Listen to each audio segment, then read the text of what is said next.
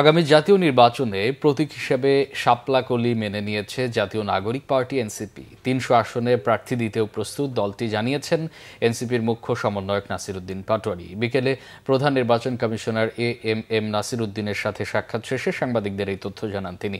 নাসির উদ্দিন পাটোয়ারি বলেন, শুধু প্রতীক নিয়ে পড়ে থাকলে চলবে না, নির্বাচন নিয়ে এগোতে হবে। তাই শাপলা কলিকে প্রতীক হিসেবে নিতে সম্মতি জানিয়েছে এনসিপি। তবে আবারও প্রস্তাব রাখা হয়েছে শাপলা প্রতীক এবং সাদা শাপলা ও শাপলা কলি, এই তিনটির যে কোনো একটিকে প্রতীক হিসেবে চায় এনসিপি। জানান, শাপলা কলিতে সাড়া পাচ্ছে দলটি।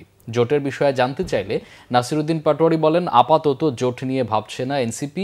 ৩০০ আসনেই বিএনপির ধানের শীষের সাথে এনসিপির শাপলা কলি হাড্ডাহাড্ডি লড়াই করবে। ফেব্রুয়ারি ইলেকশনটা যাতে সুন্দরভাবে বাস্তবায়ন হয়, আমরা অংশগ্রহণ করতে চাই।